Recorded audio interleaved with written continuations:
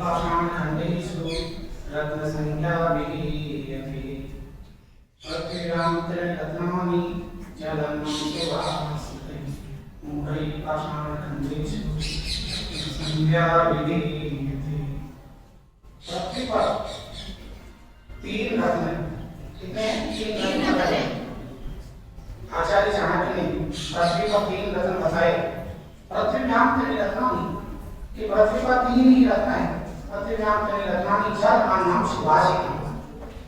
पहला रत्न है जल, दूसरा है अन्न और तीसरा है सुभाषितानि, लफ्ज अपनी मीठी वाणी।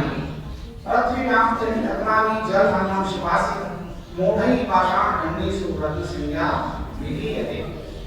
जो मूढ़ लोग होते हैं वो ये रत्नों को, जो हीरे जवाहरात बने, उनको ही रत्न मानते हैं। नहीं, आचार्य साहब ने इनको पत्थर के टुकड़े बताए। क्या बताए? पत्थर के टुकड़े। सबसे बड़े पृथ्वी पर तो तीन ही रत्न हैं। सबसे पहला अन्न, जल और वासी। कैसे? यदि तुम्हारे घर पर अतिथि जाता है, सबसे पहले उसको जलपान की सेवा कराई जाती है। यदि तुम्हारे घर में जल है तो सबसे बड़ा रत्न है। जल है तो जीवन है। जल से बताया है कि जल बिना जीवन नहीं है। तुम जानते हो नल की स्थिति, नल की और नीर की गति एक सी हुई, तेतो नीचो बहुत सारा, तेतो ऊंचो हुई। कि नल की वही स्थिति रहती है, जिस प्रकार नल नीचे को झुका रहता है, हमेशा वो नीचे झुका हुआ रहता है, उसी प्रकार जल का महत्व भी उतना ही सर्वश्रेष्ठ है। जिस प्रकार अपने जीवन में जल का सर्वोपरि स्थान है, जल बिना जीवन नहीं है। इसलिए पहला रत्न बताया गया है कि जल ही जीवन है, जल बिना कल सुरक्षित नहीं है। इसलिए हमेशा जल की सुरक्षा करनी चाहिए। जहाँ भी आपने देखा होगा कई भी जहाँ टंकियाँ चालू रहती है, टंकियाँ से जैसे पानी टपकता रहता है, तो उनकी सुरक्षा करनी चाहिए। उनको जहाँ का जहाँ उनका दुरुपयोग नहीं करना चाहिए, सदुपयोग करना चाहिए। पहला, जो जल का सदुपयोग करेगा तो जल हमारा सदुपयोग करेगा। यदि जल का हम दुरुपयोग करेंगे तो जल भी हमारा एक दिन दुरुपयोग करेगा। तो इसलिए हमें इस एक रत्न से ये सीखना चाहिए कि हमें जल की सुरक्षा करनी चाहिए, जल को बचाना चाहिए, जल को पर्याप्त मात्रा में बिखेरना नहीं चाहिए। जितनी आवश्यकता हो उतना ही हमें काम लेना चाहिए। दूसरा, अन्न। आप जानते हो गरीब अमीर, गरीब के घर में भी अन्न मिलता है ना सबके घर। तो यदि उसके पास अन्न है तो सबसे बड़ा धन है। अन्न से ही पूरे पकवान बनाए जाते हैं। यदि तुमको रोज मिठाई खिलाई जाए तो तुम रोज नहीं खा सकते हो।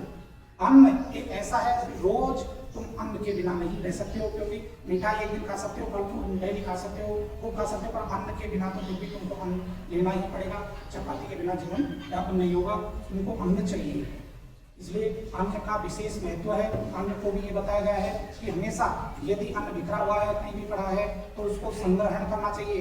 अन्न का दुरुपयोग नहीं करना चाहिए। जब हम थाली में भोजन करते हैं तो उसमें देखो, यदि कोई भी झूठा छोड़ता है तो उसका दुरुपयोग करके फिर नाली में डाला जाता है तो वो दुरुपयोग न करें। जिस प्रकार अपने प्लेटों में अन्न रहता है, जो भी है चपाती भोजन जो भी चल रहा है, उनको जितना ही पर्याप्त मात्रा में ले, जितना अपन ले सकते हैं, उसका दुरुपयोग नहीं करें। क्योंकि वो दुरुपयोग करने से यदि हम अन्न को यदि नाली में डालेंगे तो एक दिन अन्न देवता वो भी अपने को नाली में डालेगा।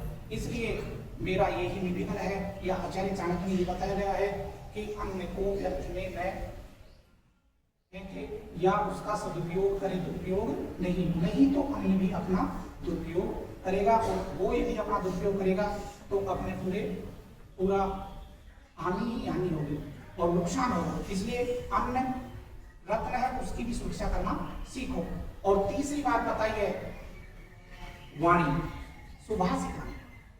उसमें बताया है कि वाणी ऐसी बोली है, मन का आपा कोई पूरन को शीतल करे, आपको शीतल होए। तो वाणी भी हमें अमृत के समान होती है। वाणी जबान से, तीर कमान से एक बार निकलने के बाद दोबारा नहीं आती है। इसलिए वाणी का सदुपयोग करना सीखें। हमको क्या बोलना है, कितना बोलना है, कहाँ बोलना है, कैसे बोलना है, इसका जीवन में ध्यान रखें। बोलना तो एक बच्चा 1 वर्ष में सीख जाता है, तब क्या बोलना, कितना बोलना, कैसे बोलना, ये पूरा जीवन गुजर जाता है, इसका मालूम नहीं पड़ता है। इसलिए बोलना तुम 1 वर्ष में सीख जाते, और इसका मालूम चल जाएगा कि भाई कितना बोलना है, क्या बोलना है, कैसे बोलना है। ये तुम्हारे अंदर प्रतिभा ला देगी। इसलिए वाणी को मधुर बनाए। आप जानते हो इसी वाणी में रस है, इसी में भस है। यदि हम इसी वाणी से किसी को गलत बोलेंगे, गालियां देंगे, तो वो अपने प्रति गलत व्यवहार करेगा। और इसी वाणी से हम मीठी बोलेंगे, मीठा आचरण व्यवहार यदि हम सही करेंगे तो हमारा मान सम्मान होगा। इसलिए वाणी तीसरा रत्न है, इसको भी सही और सदुपयोग करें। इसका दुरुपयोग करने पर गर्भ में जाते हैं। हम गर्भ का कारण क्या है? यही कारण है गर्भ का कि हम वाणी का सदुपयोग नहीं करते हैं। अब शब्द बोल लेते हैं तो नीचे हो जाता है, लड़ाई झगड़ा होता है, लड़ाई झगड़ा इतना बढ़ जाता है, केस वहाँ पहुँच जाता है, कचहरी में पहुँच जाता है, केस मुकदमे हो जाते हैं, और कई के तो शरीर वो हो जाते हैं, कई के मरी जाते हैं, आपस में लड़ाई दंगे। किस कारण होते हैं? यही कारण, वाणी के कारण। दूसरा धन के कारण भी हो जाता है कभी कभी। धन पर वाणी का विशेष कंट्रोल रखना चाहिए। यदि हम गलत नहीं बोलेंगे, गलती कर दिया तो उसको स्वीकार का सीखो। कोई गलती भी हो जाती है मान लो, तो माफी मांगो, स्वीकार करो कि मुझे जो भी हमसे गलती है उसका दंड ले सकते हो, तो माफी मांगी। यदि तुम गलत बोलते हो गुरुजियों के प्रति, किसी दूसरे के प्रति, बड़ों के प्रति, तो फिर आपको दंडित भोगना ही पड़ेगा। इसलिए वाणी का सदुपयोग करें। स्वामी विवेकानंद के गुरु का नाम था स्वामी रामकृष्ण परमहंस। उन्होंने एक श्लोक बताया था, मातृवत प्रदानेषु प्रद्रव्येषु लोष्टवत् आत्मसर्वभूतेषु यः पश्यति सः पंडितः। मातृवत प्रदानेषु प्रद्रव्येषु लोष्टवत् आत्मसर्वभूतेषु यः पश्यति सः पंडितः। कि हमेशा मातृवत प्रदानेषु, पराई स्त्री को अपनी माता के समान समझो। मातृवत प्रदानेषु परद्रव्येषु लोष्टवत्, और दूसरे के धन को मिट्टी के ढेले के समान समझो। मातृवत परदारेषु परद्रव्येषु लोष्टवत् आत्मवत् सर्वभूतेषु यः पश्यति सः पंडितः। और अपनी आत्मा को दूसरे की आत्मा के समान समझे। ये जो देखता है वही पंडित है, विद्वान है। इसलिए आपसे सभी से अनुरोध है कि आप भी इसी पंक्ति को अपनाने की कोशिश करें, अपने जीवन में व्यवहार, अपने जीवन में इस श्लोकों का, इन पंक्तियों का व्यवहार में, जीवन में लाएं।